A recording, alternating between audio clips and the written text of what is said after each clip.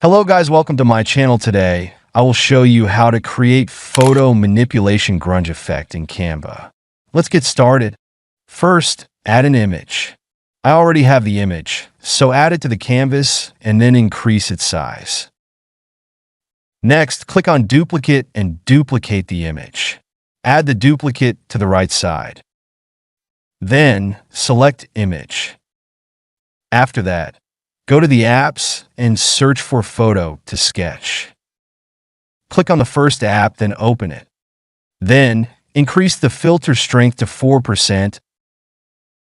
Click on the transparent background option.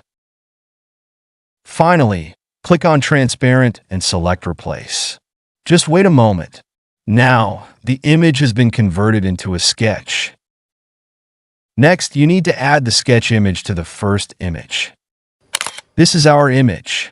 If you like this tutorial, don't forget to subscribe my YouTube channel and click the bell icon.